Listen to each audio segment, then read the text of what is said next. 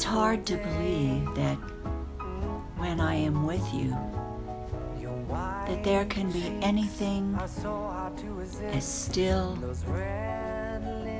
as solemn, as unpleasantly definitive, a statuary, when right in front of it,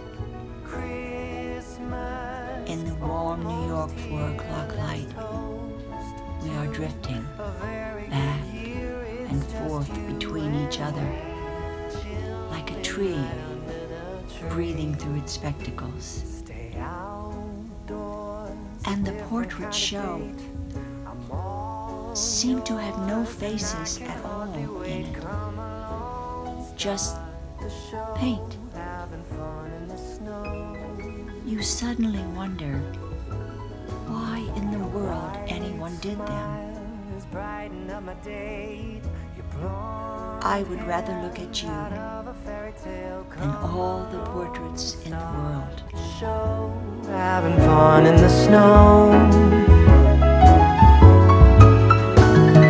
Christmas. Hi, thank you for joining me again today. I love having each and every one of you, but today is a very special day because you're getting to meet Arthur.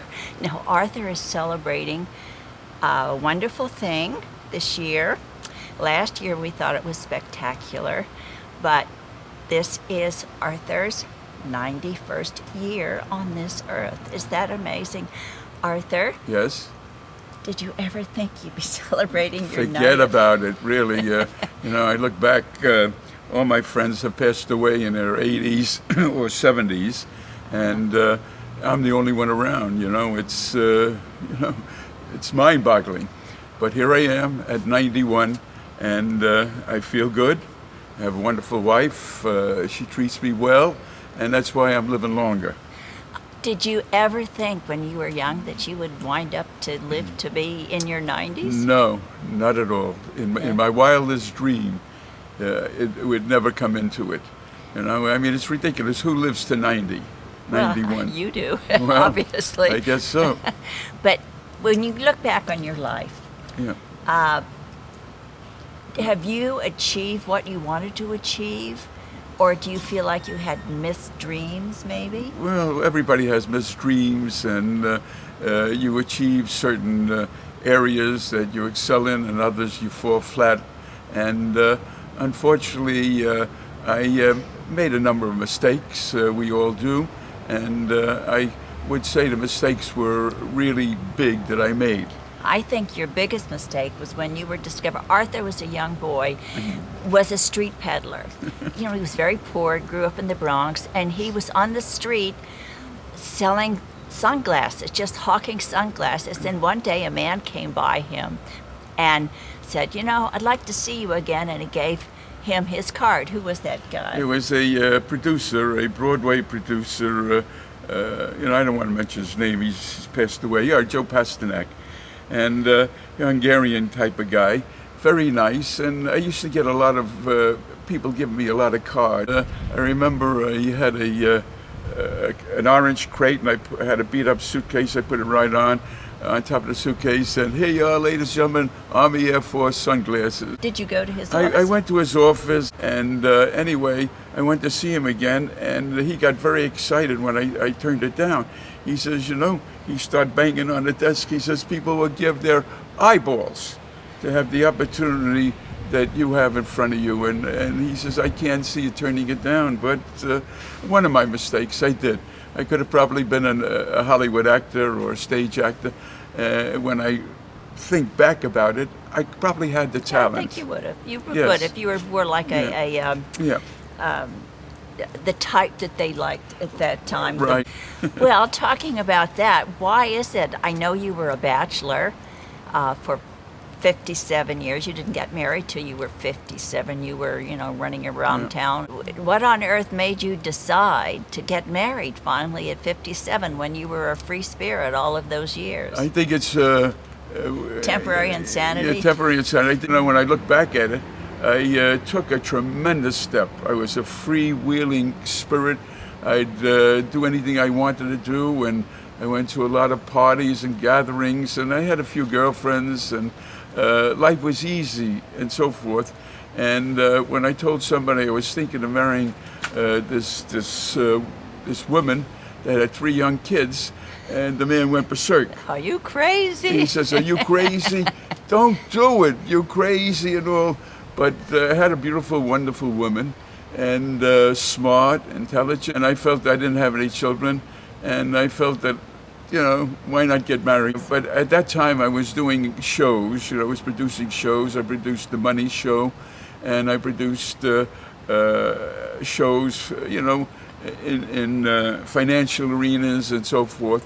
The Greenbrier. We did a show in the at Greenbrier, and I was doing pretty well, and she was my adjunct, and she helped me do these things, and we were ahead of our time. Now that you have reached 90 and 91, how do you feel about our son, Emerson, doing an album as a tribute to you, and it's going to be called 90 out in the spring? No, he has to do it 91 now, I mean, it can't be 90. Well, it takes a long we're time trying to do an it true, album. right? He has to make it 91. My son is, and because Arthur, when he was 10 years old, came into our lives, and so he thinks of Arthur as his own father. So when Arthur reached 90, he didn't know what to do for him until he finally, Arthur's always said, he'll be a great country star, Americana, I guess, because he's in rock. And so to honor Arthur, Emerson is coming out in the spring. He's working on it right now, but he's coming out with a new album called 90, and it's in honor of his stepfather, Arthur. What is your favorite or most impressive boyhood memory growing up in the Bronx? That's hard. My favorite memory. You used to play stickball. Your mother would make right. you. I used to play stickball. I hit 3 sewers. I was tremendous. A tremendous stickball player, and my mother used to call me from the window. It's time to eat, and I used to play stickball, and that was one of them. And then my mother used to chase me around with a banana. She said, eat the banana, and I used to take it sometimes, but most of the time I didn't take it. And in the final analysis, she was right, heavy in potassium, which is a very needed nutrient. The next question I want to ask you, a lot of times people have said to me that they thought you reminded them of an actor. I have an actor friend, Brian Cullen, who does a lot of film character parts, and he does stand-up comedy, but I've done plays with him in New York. And he always said that Arthur reminded him of Christopher Walken. Now, I don't know whether it's because of his accent. He doesn't really look like him. But there's somebody else that is now in the public eye that used to be behind the scenes that everybody tells me that he reminds him of. Who is it? Reminds me of, I don't remember. Larry David. Larry David.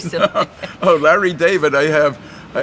With Larry David, I have some of his I think imaginations. he's a twin brother of Larry David. Yeah, he right. not only looks like him, he acts like him. Believe it or not. Can you imagine being married to Larry David? It's an adventure, that's for sure. Did you have any, when you were young, I know you said you didn't have a phone in your apartment? No, I didn't have a phone. Where did you? I lived on top of a grocery store, and next to the grocery was a candy store.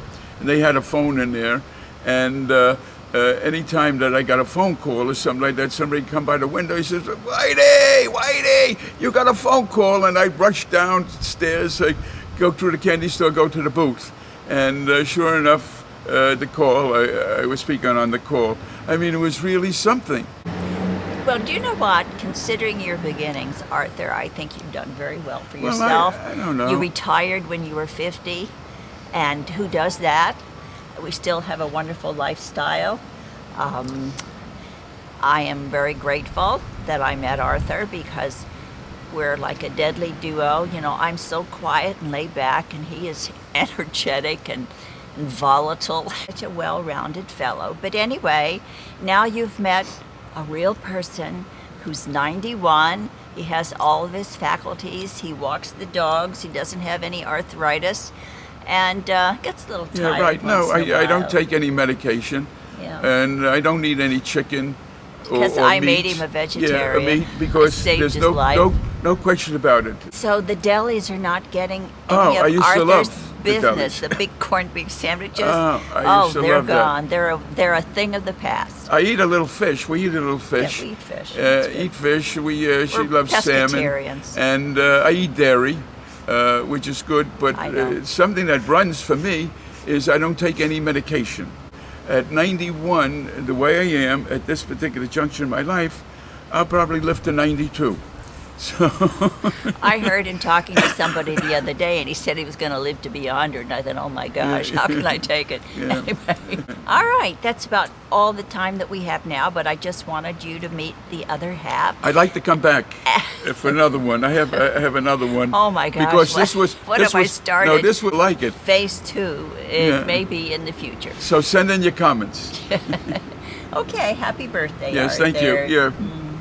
Okay. Okay, that's it. Thank you so much for joining me on celebrating Arthur's 91st birthday and getting to know my other half, who is a clone of Larry David. All of you women out there, I don't know whether you'd want to trade places with me or not, but life is an adventure. Take care. I appreciate each and every one of you, and subscribe if you like, and I hope to see you soon. Have a wonderful day.